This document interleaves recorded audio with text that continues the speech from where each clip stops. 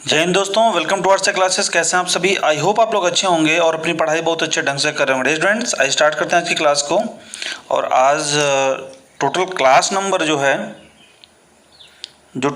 Number आज है, class number है 7। जी हाँ, सही आप देख रहे हैं।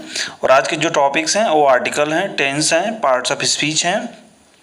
और जो टोटल क्वेश्चन हम लोगों के हैं 121 से लेकर के 140 तक, अर्थात 121 से लेकर 140 तक। ठीक है, तो पूरे सेशन में आप अंत तक जरूर बने रहिएगा। और हाँ, वीडियो पसंद आए तो वीडियो को जरूर लाइक करिए, चैनल पर नए तो सब्सक्राइब कर लीजिए। और हाँ, सेशन को शेयर जरूर कर दीजिए ताकि अधिक से अधिक स्टूडेंट्स इस क्लास के साथ जुड़ सकें। दूसरी चीज़, आप लोग हर क्वेश्चंस के जो आंसर्स हैं वो कमेंट बॉक्स में ज़रूर दें। ओके, चलिए स्टार्ट करते हैं आज की क्लास को। और पहला मतलब आज का पहला और टोटल 121 नंबर क्वेश्चन आपकी स्क्रीन पर ये रहा कि Mohan can play dash tabla. Mohan can play dash tabla. Article के क्वेश्चंस हैं 121। कमेंट बॉक्स में आप लोग आंसर दें the, A and no article. Comment box में आप लोग आंसर दें। देखिएगा ध्यान से स्टूडेंट्स, यहाँ पे एक चीज़ समझनी होगी आपको कि कभी भी आपको कोई म्यूजिकल इंस्ट्रूमेंट मिले तो जाहिर सी बात है वो सिंगल ही होता है, तो उसके पहले हम हमेशा आर्टिकल द का प्रयोग करते हैं। इसका हम ध्यान रखेंगे। आप ध्यान रखिएगा कि कोई भी म्यूजिकल इंस्ट्रूमेंट हो उसके पहले हम आर्टिकल द लगाते हैं। तो इसलिए ऑप्शन नंबर आपका ए सही होगा, द सही होगा। ये मतलब ऑप्शन नंबर ए सही जिसमें द लिखा है, ऑप्शन बी गलत है, सी गलत है और डी भी गलत है। ओके, तो ये आप ध्यान रखेंगे। चलिए इसका आंसर हम लोग देख लेते हैं स्क्रीन पर। आप देख सकते हैं यहाँ पे students 121 Mohan can play tabla, आपका द यहाँ पे राइट आंसर है। ओके, 122 आपकी स्क्रीन पर है। Question number 122 dash second lesson of this book is very easy. Dash second lesson of this book is very easy. आपके ऑप्शंस हैं an, the, A, no article. Comment box में आप लोग answer दें।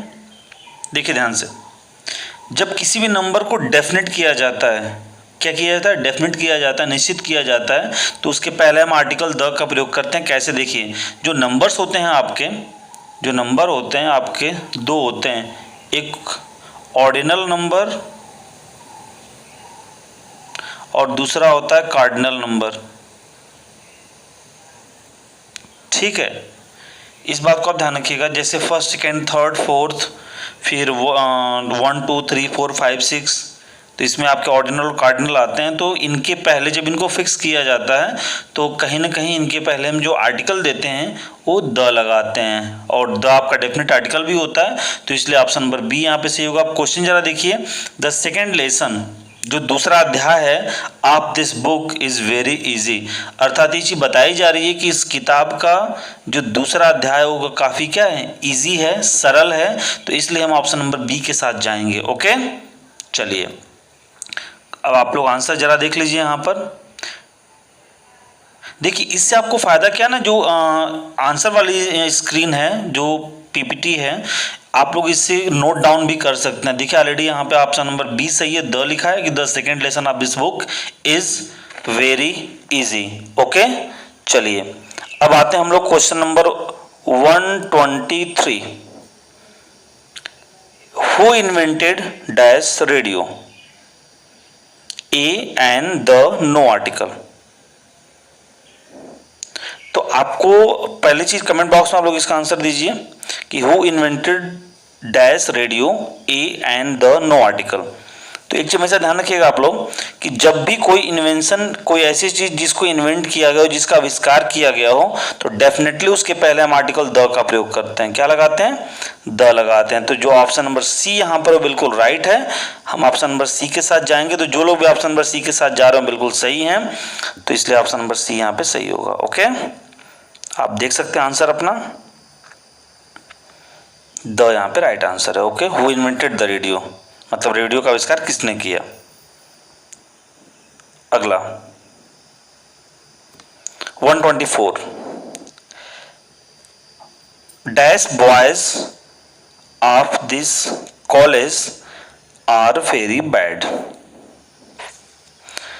अब आपको मालूम है स्टूडेंट्स, आप लोग आंसर बताएं ए एन वन द में से क्या सही होगा। देखिए ध्यान से, पहली चीज है कि जो आर्टिकल, एक मिनट, जो आर्टिकल है वो नाउन के लिए लगता है। चल भी नहीं रहा है, रुकिए एक मिनट रुकिएगा। जो आर्टिकल आपका है वह किसके लिए आता है? नाउन के लिए आता है। अब नाउन ठहरे आपके क्या?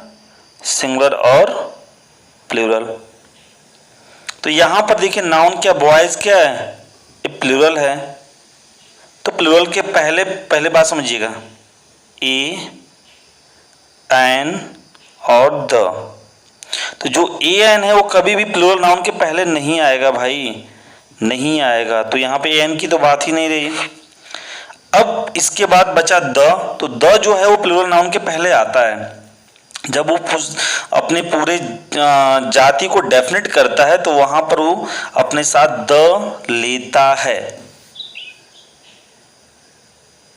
ओके, मतलब जब उसको डेफिनेट किया जाता है तो अपने पहले वो द लेता है। तो कैसे, जरा ध्यान से देखिए, बॉयज ऑफ दिस कॉलेज, इस कॉलेज के जो बॉय हैं, लड़के हैं, आर वेरी बैड, वो बहुत बुरे हैं। तो उसको कॉलेज के लड़कों को डेफिनेट कर रहा है वहां पे, तो हम ऑप्शन नंबर डी के साथ जाएंगे, द के साथ जाएंगे। ठीक है, और प्लूरल नाउन के साथ हमेशा सिर्फ द ही लग सकता है, ई एन कभी नहीं आता है। तो यहाँ पे क्या हो जाएगा कि the boys of this college are very bad, अर्थात वो निश्चित कर रहा है कि उस कॉलेज के जो लड़के हैं वो काफी क्या हैं? बुरे हैं, बैड हैं। ओके, चलिए देखिएगा आंसर आपका आ गया होगा। देखिए यहाँ पे लिखा है द। ओके, आप लोग आसानी से इसको नोट डाउन कर लीजिए। कॉन्सेप्ट आप लोग लिखते चलिए। अगला question number 125। They have been waiting for dash or the A and no article. Answer आप लोग बताएं कमेंट बॉक्स में। तो बिल्कुल आसान लग रहा है। देखिए यहाँ पे आर लिखा है। अब बात यहाँ पे सिर्फ ए और एन की है। बात समझिएगा, किसकी बात है? ए और एन की, दोनों का मतलब एक होता है। तो जब हमारे पास कोई शब्द होता है, जब हमारे पास कोई वर्ड होता है डियर स्टूडेंट्स, और उस वर्ड के फर्स्ट लेटर का प्रोनाउंसिएशन, पहली चीज देखिए, जो ए एन है वो किसी शब्द के पहले अक्षर के लिखे जाने से डिसाइड नहीं होता है। जब हम क्या करते हैं कि ये देखा जाए कि उस वर्ड के फर्स्ट लेटर का प्रोनाउंसिएशन क्या है,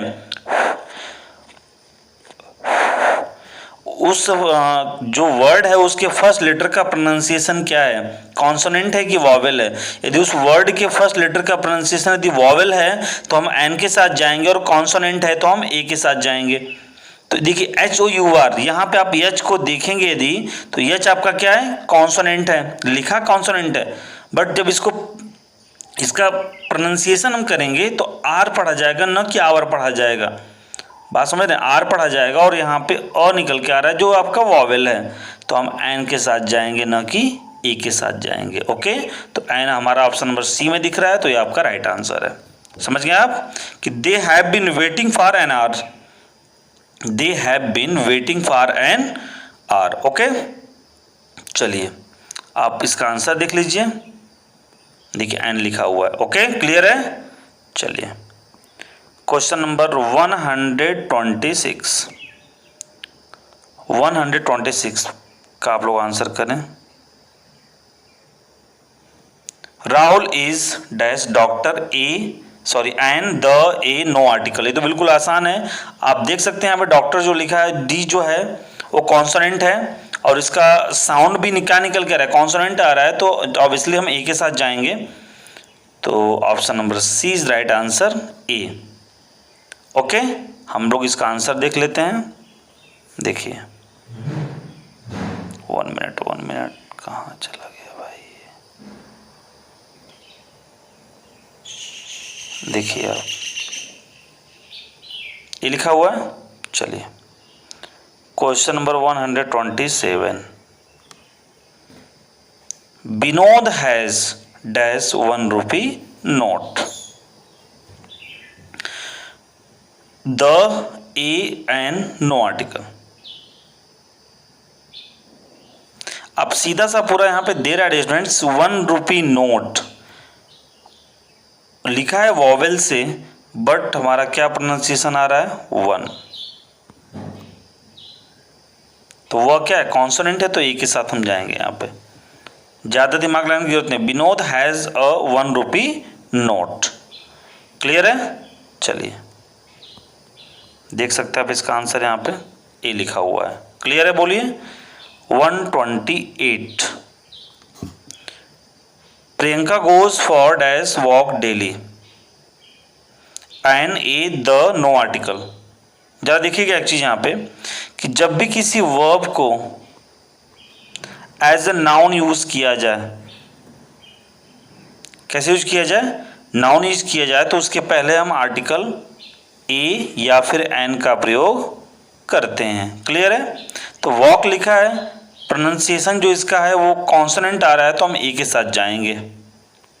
तो Priyanka goes for a walk daily, Priyanka goes for a walk daily, वो हमेशा मतलब प्रतिदिन वॉक के लिए क्या करती है, जाती है। ओके, चलिए आप आंसर देख सकते हैं 128 का यहाँ पे ई के साथ जा रहे हैं। ठीक है, ये आर्टिकल के क्वेश्चंस फिनिश हुए, उसके बाद हम लोग चलते हैं टेंस के ऊपर। यहाँ पे सेंटेंस लिखा हुआ है स्टूडेंट्स, और आपको क्या करना है, ओहो काफ़ी बड़ा हो गया ना, चलिए इसको हम ढक ही लेते हैं। Tejpal and his friends were playing cricket for 2 hours. इस सेंटेंस में आपको बताना है कि एरर कहाँ पे, गलती कहाँ पे है। तो आपके options A B C D करके यहाँ पे दिए हुए हैं। वर प्लेइंग गलत है, तेजपाल एंड हिज फ्रेंड्स गलत है, या फिर फॉर गलत है, या फिर कोई गलती नहीं, सेंटेंस बिल्कुल सही है। आप लोग कमेंट बॉक्स में आंसर बताएं कौन सा ऑप्शन यहाँ पे है। आप देखेंगे स्टूडेंट्स यहाँ पे कि फॉर प्लस टाइम लिखा हुआ है, फॉर 2 आवर्स मतलब 2 घंटे से। और याद रखिएगा हमेशा सिंस और फॉर टाइम के साथ सिर्फ परफेक्ट कॉन्टिन्यूअस टेंस में आते हैं। अब देखेंगे यहाँ पे जो वर्ब लिखी हुई है, वर्ब प्लेइंग, ये सीधा पास्ट कॉन्टिन्यूअस है। क्या है? पास्ट कॉन्टिन्यूअस है, तो कहीं ना कहीं ये रॉन्ग है, गलत है। तो गलती कहाँ पर है, फॉर के साथ नहीं है, अर्थात ये सही है। तेजपाल एंड हिज फ्रेंड्स, ये भी आपका सही है, नो एरर है नहीं। तो आप गलती कहाँ पे है आपकी, यहाँ पर है, अर्थात ये जो वर्ब प्लेइंग है, अब इसको हम लोग ऐसे करें कि जो गलती है आपकी वो कहाँ पे है, वर्ब प्लेइंग, अर्थात वर्ब प्लेइंग यहाँ पे गलत है। इसके स्थान पे सही क्या होगा, अभी आपको अगली स्क्रीन पर पता चलेगा। देखिए, चलिए देखते हैं यहाँ पे।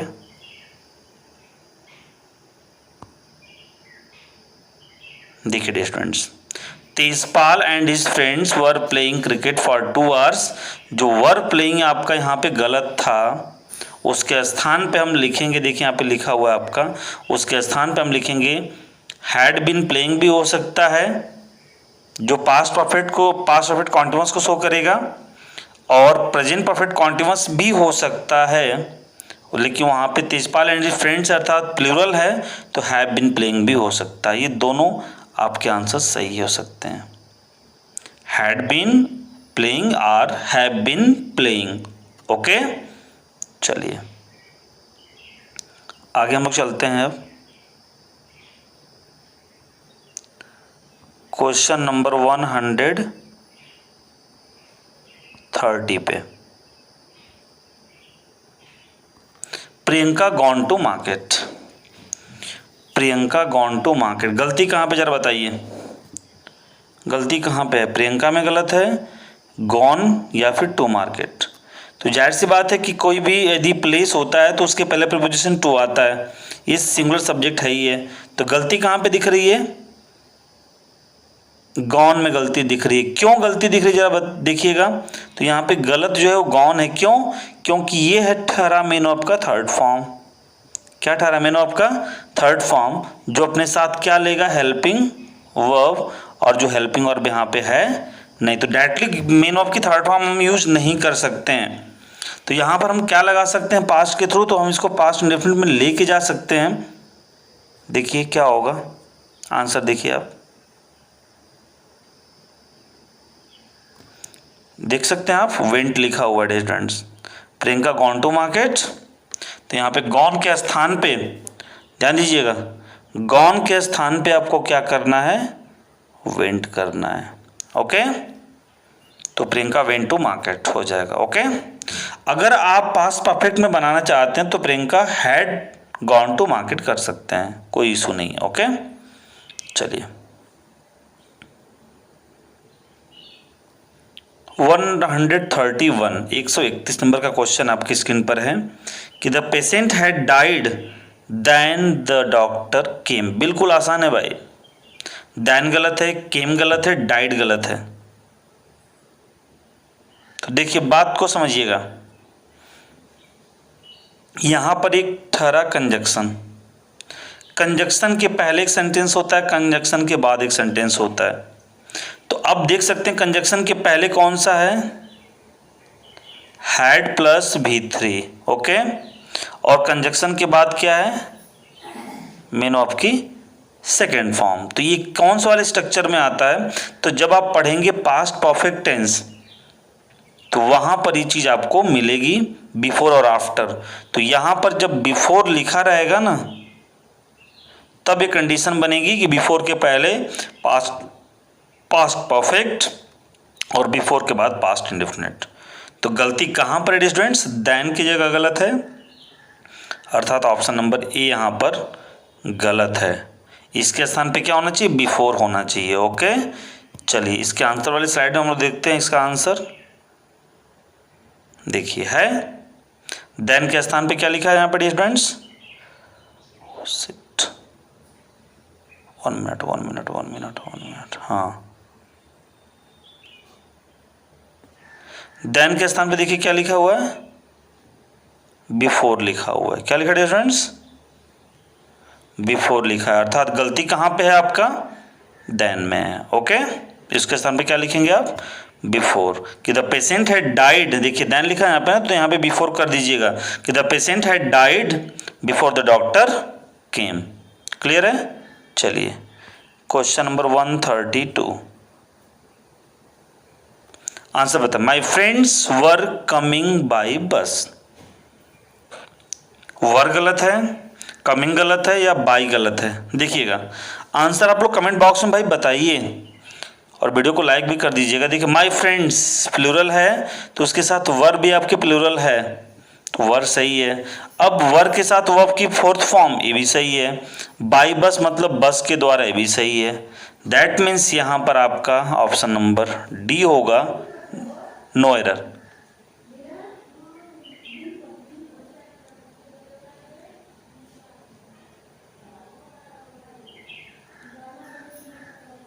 ऑप्शन नंबर डी यहाँ पे सही होगा, देख सकते हैं आप यहाँ पे नो एरर है डी, और आंसर आपका क्या है, नो एरर। ओके, चलिए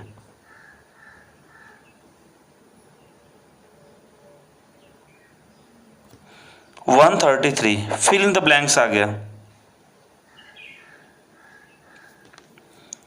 Manish 133 Manish dash home last evening, Manish dash home last evening, reached, reach, reaches, reaching.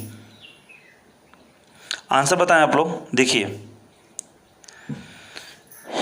Question के थ्रू इसको पकड़ते हैं हम लोग, क्वेश्चन के थ्रू इसको पकड़ते हैं। यहां पे लिखा है स्टूडेंट्स लास्ट इवनिंग, जो शो करता है पास्ट को और पास्ट इंडेफिनिट वाले पार्ट को शो करता है। तो रीच प्रेजेंट की वर्ब नहीं होगा, रीचेज भी प्रेजेंट की वर्ब नहीं होगा, रीचिंग फोर्थ फॉर्म में जो अपने साथ हेल्पिंग वर्ब लेगा, जो यहाँ पे है नहीं, तो बच्चा आपके पास क्या, पास्ट इंडेफिनिट के लिए रीच्ड। तो ये ऑप्शन आपका सही होगा, reached, Manish reached home last evening. Clear है, चलिए देख सकते हैं आप आंसर यहाँ पे अपना क्या है, Manish reached home last evening. 134 number question आपकी स्क्रीन पर है कि Swati dash the bell at 4 PM daily, Swati dash the bell at 4 PM daily, ring, rings, rang, ringing. एक चीज यहाँ पे देखिए डेली, दैट मीन्स ये हैबिट है, आदत को शो कर रहा है, और जनरली आदत को हम बनाते हैं प्रेजेंट इंडेफिनिट टेंस में। वर्ड्स पकड़ना सीखिए। Swati dash the bell at 4 PM daily. ठीक, तो रिंग प्लूरल है, नहीं होगा क्योंकि स्वाति सिंगुलर है। रिंग्स, हाँ ये सही है क्योंकि ये सिंगुलर वर्ब है। रैंक पास्ट को शो करेगा, रिंगिंग फोर्थ फॉर्म में जो हेल्पिंग वर्ब अपने साथ लेगा। ओके, तो ऑप्शन नंबर बी के साथ हम जाएंगे। यहाँ पे आप लोग आंसर वाली स्लाइड जरा देखिए। ओह, ये बार बार देखिए, आंसर वाली जो स्लाइड है आपकी रिंग्स। क्लियर है, बताइए। चलिए 135 पे चलते हैं हम लोग। थोड़ा सा ऊपर करना पड़ेगा और स्लाइड आपकी। चलिए देखिए, अब दिख रहा है सबको। शांति डैश और later when Ravi dash the room. थोड़ा सा डिफिकल्ट है, ध्यान दीजिएगा इस पर।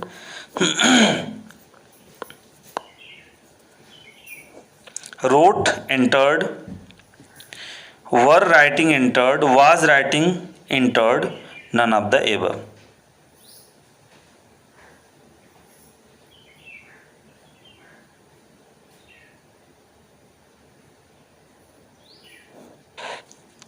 अब देखिए यहाँ पे एक चीज कर रहा है कि एंटर्ड को डेफिनेट कर रहा है। मतलब एंटर्ड मतलब एंट्री ली, वो चीज इनडेफिनिट नहीं, डेफिनेट है। लेकिन अगर हम रोड के साथ जाएंगे तो रोड तो भाई इसको इनडेफिनिट करेगा ना, अनिश्चित करेगा, तो चीज़ क्लियर नहीं है। दोनों काम हो रहे हैं भाई, हुए। अब देखिए शांति सिंगुलर है, वर्क हम साथ जाएंगे नहीं क्योंकि वर्क प्लूरल हो गया, तो ये दोनों ऑप्शन कट हो गए। वाज राइटिंग मतलब शांति वाज राइटिंग अ लेटर, शांति एक पत्र लिख रही थी। व्हेन जब रवि एंटर्ड द रूम, जब रवि कमरे में आया तो वह पत्र लिख रही थी। दोनों पास्ट में आपके गए, ठीक है, नन ऑफ द अबव नहीं होगा। तो option number C is right answer. Okay, चलिए आंसर देख लेते हैं हम लोग इसका। देखिए वाज राइटिंग एंटर्ड। क्लियर है। 136 पे आ जाइए अब। C dash from fever for more than 5 days when she received the letter.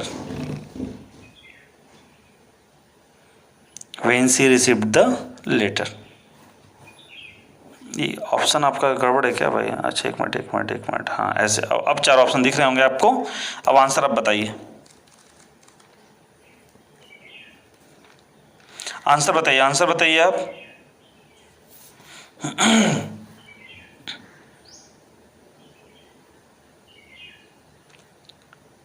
चलिए देखिए, यहां पे सिर्फ सफरिंग हम नहीं कर सकते हैं। यहां पर एक चीज दिया हुआ है, बात समझिएगा। फॉर मोर देन 5 days मतलब फॉर प्लस टाइम। बात समझिए, ये वेन के बाद से हमें मतलब नहीं है। यहाँ पे वेन से रिसीव्ड द लेटर, जब उसने पत्र को प्राप्त किया वो ठीक है, लेकिन वेन से पहले आप देखें तो सेंटेंस है आपका परफेक्ट कॉन्टिन्यूअस का है, क्योंकि फॉर प्लस टाइमिंग दी है। 5 days टाइम है और फॉर यहाँ पे प्रेपोजिशन है। ओके, तो सफर्स भी नहीं होगा, इंडेफिनिट को शो करेगा। सफर भी नहीं होगा, ये भी इंडेफिनिट को शो कर रहा है। तो ये परफेक्ट कॉन्टिन्यूअस है, तो परफेक्ट कॉन्टिन्यूअस की एक ही वर्ब दिख रही है क्या? Had been suffering. ओके, तो 136 में हम जाएंगे ऑप्शन नंबर सी के साथ, हैड बीन सफरिंग।